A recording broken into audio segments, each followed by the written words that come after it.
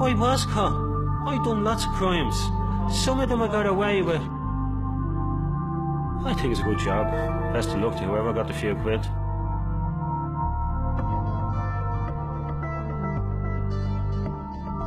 If someone does a robbery and no one's killed or no one's shot, it sounds like, well, they're an ordinary decent criminal. There's no such thing. Armed robbery brutalises people. They tax you on the proceeds of crime. That's what the Criminal Assets Bureau do. Because of me ignorance to the tax laws, that's why I paid them that. They didn't get paid on the proceeds of crime. They got paid on taxes. The Criminal Assets Bureau, by its name and its very nature, is about two things. It's about criminality and it's about assets. But you were a major criminal. Well, I don't know what is a major criminal. Like, I mean, is a major criminal a guy who doesn't pay his tax? Is that a major criminal? No, a person who's involved in two of the biggest armed robberies in the history of the state is a major criminal. Well, that's not me.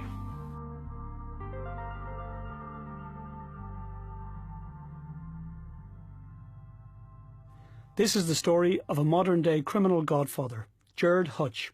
The once poor boy from Dublin's inner city is today a multi-millionaire. Some achievement for a man who, as an adult, never held down a full-time job. So how did he do it? He says compensation claims enabled him to buy houses, invest his money, and ultimately become wealthy. Others point to two of the biggest armed robberies in the history of the state.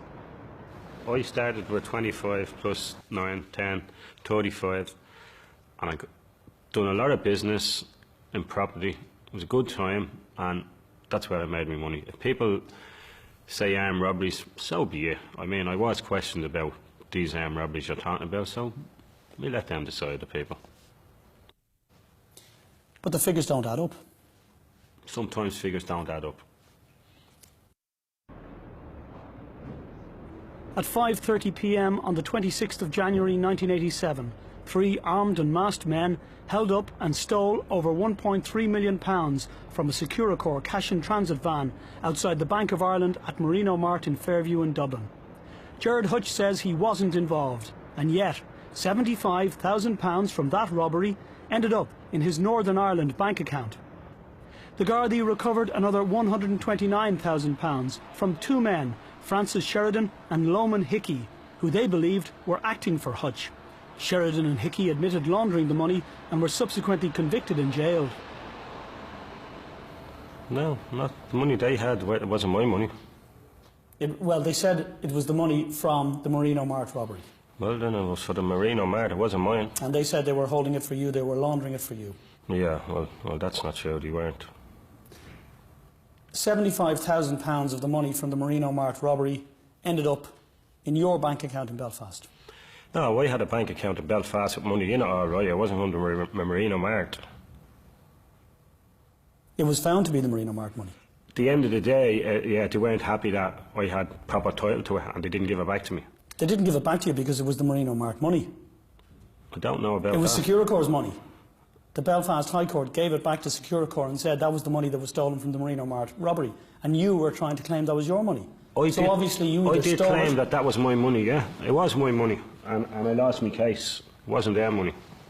But it's not just money that's lost during armed robberies, and while no one was killed at Marino Mart or Clonshock, people were traumatised and irreparably damaged. We've had individuals with a gun put to your head, and you were told, if you don't do this, I'm going to either kill you, kill your family. We've had situations whereby family members have been told, if you don't do what I'm going to ask you to do now, you're not going to see your wife and child alive again. Now that's not normal in any society. That's not victimless. And I saw the result of this type of crime at first hand in Templemore, the Scott Medal ceremony in 1982, when we had 3 Garda widows presented with Scott medals. Their husbands had been mown down in the previous 18 months in the course of armed robberies and one person carrying explosives. 8 years after the Marino Mart robbery, a gang of armed and masked men broke into the Brinks Allied Security cash holding depot at Clonshock in North Dublin. This time the loss was more than double that of Securicor's. £2.8 million in cash was driven away across the backfields and never recovered. Once again, The prime suspect was Gerry Hutch. I know all about it. I've been arrested, questioned about it, I've been written about. That happened in 95. I thought it was 96. It was 95. 13 years ago. £2.8 million. Yeah. The biggest robbery in the history of the state at the time. Yeah. You say you know all about it. Tell us about it. I've read all about it in the newspapers. That's what I know about it. And any time it's written about, my photograph is thrown in. I was brought down to the station, arrested. Well, what was that like? Well, they interrogated me about the robbery, and I think they were satisfied it wasn't me, and they released me. I don't think they were satisfied it wasn't you. They released me at the end of the day. Well, they had to, because they had no evidence on you, because it was such a well-planned job. No, if you've no evidence on something, it's obviously you didn't do it. No, it's not obvious you didn't do it. You know, if everyone knows you've done it, like, everyone knows you've done it, there has to be stuff to back it up. The main suspect was arrested following an exhaustive Garda inquiry and nothing of evidential value. When you go in and you have to, the very first thing that you have to tell a person who's been interviewed is you're not obliged to say anything unless you wish to do so, but anything you do say will be taken down and given in evidence. You're actually telling that person to stay quiet. And that's the reality of it. And is that what happened? That's basically what happened. He would talk the hind legs off you about anything else that you wanted to talk about, but ask him anything in relation to the robbery, he knew nothing, and on the advice of a solicitor, he had nothing to say. In fairness, the Gardaí believe you did it. Yeah. There's enough intelligence to link you to that robbery. There's enough intelligence to link you to the Marino Mart robbery. The community believe you did it. And every criminal in Dublin believes you did it. Yeah. Okay. And why would they all believe that? Not the guards, every criminal and every people in the city, because they read it in the paper. I'm beginning to believe I've done it myself from reading it in the paper. When you read these things every week after week, there must be no smoke without fire. It looks that way, it sounds that way. If it barks, it's a dog. I didn't do the robbery, you know. But why do you say that when you know you did and everybody else knows you did it? No. I mean, the money that you made, the figures just don't add up. I mean, we've just gone into the Marino Mart one. Yeah. I mean, you know, the compensation claim, it doesn't really wash. It doesn't wash with you, it washes with me. Well, the evidence is there in the money and the figures that don't add up. Because 1 minute, you're a guy who has no money, who's grown up in poverty. Yeah. You get a compensation claim. Yeah. And now you're a multimillionaire. Very suddenly you're a multimillionaire. And coincidentally, around the same time, 2 of the biggest armed robberies in the history of the state are carried out. Yeah. And you're linked to both of them. Yeah. That's it. Do you really expect people to believe that? I don't care what they believe, to be honest. But what can I say? If everyone believes I've done them, hands up. I didn't do them. That's all I can say. It's very difficult for the police to call in known criminals and try and get information when they can just sit there and look at a fixed spot on the wall. Second element is you've got bail laws that, from our perspective as an industry, as soon as we see who's out on bail, we know we're going to get attacked. Because these people are going to commit robberies because they're going to go away for a long stretch, so they might as well get done for 2 than as for 1 crime. The third element is that the judicial system, and we've seen it from tribunals, etc., it's just so long, so convoluted, it can take years from the time someone's picked up for the time that they're prosecuted. Gerry Hutch says he is now a respectable, legitimate businessman. He drives a Hummer around town. A perfect gentleman, he carries, amongst others, debutantes to the ball. The company is registered as Carry Anybody, or CAB, his own little joke on the Criminal Assets Bureau, which sent him a bill for over £2 million. Hutch negotiated a settlement and paid £1.2 million, £500,000 of that in cash. He also availed of the tax amnesty. Because of my ignorance to the tax laws, that's why I paid him that. I built up a portfolio of property and I had bank accounts, and this is it. I didn't pay me tax. They taxed you on the proceeds of crime. That's what the Criminal Assets Bureau do. The Criminal Assets Bureau tax people. I mean, well, when you say the proceeds of crime, it's tax. Not paying your tax is a crime. And that is, if you mean that way. No, that's a different crime. But it's a crime, so they'd probably tax me on that type of a crime. But they didn't take money off me from security van robberies and say, we want their tax out of that. there are people out there who would have you believe that a certificate of tax clearance meant that people were innocent of criminality. A certificate of tax clearance is just that. It is not a certificate of innocence. We tax the proceeds of crime. Criminal Justice Bureau, by its name and its very nature, is about two things. It's about criminality and it's about assets. And it's about linking those assets derived from criminality back to criminality before we can bring a case before the courts. I had a problem with the amount you were looking for because I couldn't afford that amount. Well, we came to an arrangement and we settled. You still have your money, and lots of it. I still have a few quid, of course. That was the deal. Can't leave in you knew it. You have to meet people halfway. The tax settlement has not, however, given Gerry Hutch the respectability he wants and says he's now entitled to. While he admits to associating with major criminals, he claims he retired from crime when he last came out of prison 23 years ago. He's still, however, known as a crime boss, and for this he blames the tabloid media in general and one newspaper in particular. If the Sunday World particularly, if they're writing about incidents that's happening for the last 10, 15 years, no matter who is shot in Dublin, or who does a robbery, or who is doing drugs, they throw my photograph in right beside them all the time. They make it out that Gerry Hutch, the boss of crime, and if they put me in with a photograph with people who were shot and they're saying I'm the boss of crime, it makes me look like that I'm the leader of this pack and all that type of stuff, which is totally untrue. In a statement to Prime Time this afternoon, the Sunday World said it stands over everything it has written about Mr. Hutch over the years. But you are a convicted criminal. Oh yes, a convicted criminal, yeah, I know that. But not a convicted armed robber, not a convicted hitman, you know, not convicted drug dealer, there's so many things, you know. Gerry Hutch was born into poverty on the 12th of April 1963, and it's poverty he blames for his own criminality.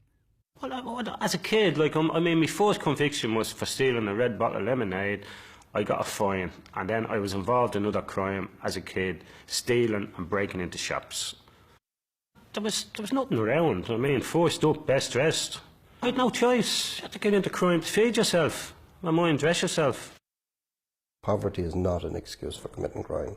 I have served in some of the more neglected areas of this city, and the amount of decent people that I've met far, far, far outweighs the people who have gone and committed crime. They never would steal to put bread on their table. In Mountjoy Prison, 15 thrown into it. I have a kid now, 15, and I look at the kid and I say, my God, when I was 15, I was in prison. I mean, I was in prison with murderers, rapists, bank robbers, everything in a male prison, full of all them. I mean, that's not right. It was like going to college for criminals. Gerry Hutch was always different, somewhat distant from those he grew up with in the North Inner City. He taught himself to read and write in prison, didn't drink, smoke or take drugs, and he says he despises drugs because of what they do to individuals and communities. What would concern me is the media linking me to the drug trade. The drug culture is the scourge of the country. All towns, everywhere has it. But I mean, the Justice Minister and the department should make it illegal to have drugs in your system. And go into a party, people taking drugs, arrest them, take a DNA, you have drugs in your system, it's against the law, now you're nicked. The Hutch family name is well known in organised crime circles in Dublin, not just because of Gerard's reputation, but also because of the activities of his nephews, Derek Delboy Hutch, the late Christopher Bouncer Hutch, and Gary Hutch. These pictures are horrific, blood being washed off the streets following a murder. But this is the shocking reality of gangland crime today, where there's no respect for human life. Gary Hutch was driving this Jeep when Patrick Doyle was attacked in it and shot dead in Spain last month. I feel if they're involved in serious crime, they're very foolish to be involved in serious crime, but like, I mean, they're my nephews. There's probably 50 guys out there of 50 family members with the same name as Hutch, and if one of them gets into trouble, whether he's a relative or a friend, it lands on my door with the media. I'm thrown in, my photograph is thrown in. But they are serious players. They are serious players. Well, I have kids myself. I have a wife and I have 5 kids, and my kids are not involved in crime. But Gary Hutch was also accused of shooting Paul Dicey Riley in December 2006. Riley first made a statement to Gardaí in hospital, but subsequently not only retracted it, he also went to court and said he had gotten all mixed up and didn't know what he had been saying. Gary Hutch was acquitted of the charges. Wasn't there a meeting of the Hutches after that? No, I wasn't involved in any meeting with anybody. I mean, if, like, Dicey Riley was alleged that he was shot, and the young lad was arrested and put in custody, and he faced trial on it. And, he made a statement identifying Gary as the shooter. Against him, that he'd done it, and then he retracted his statement. And how did that happen? Well, I don't know. I mean, if people get shot and he's in hospital on a dying bed, he's liable to say anything. Well, he's not really. It came to some arrangement, or he must have realised it wasn't him. I don't know exactly the details of it, but if he changed his statement, he changed his statement. People would make statements, and they would, you know, at the particular time, they would have every intention of standing by them. Then all of a sudden, they would either get a phone call or a shot fired through their door or a petrol bomb up against their house, and the next thing they would be in touch with you and saying, look, I'm sorry, but I can't give that evidence, and I want to withdraw my statement. The Gardaí haven't laid a glove on Gerard Hutch in over a quarter of a century. He was last convicted of a criminal offence in 1983 and insists he hasn't committed a crime since. People here feel he's the victim of a campaign of vilification. Yeah, come on, say what? What do you want to say? The papers want to leave this man alone. Good, man. Gerard Hutch built this boxing club, Corinthians, in Dublin's north inner city, and he helps fund it out of his own pocket.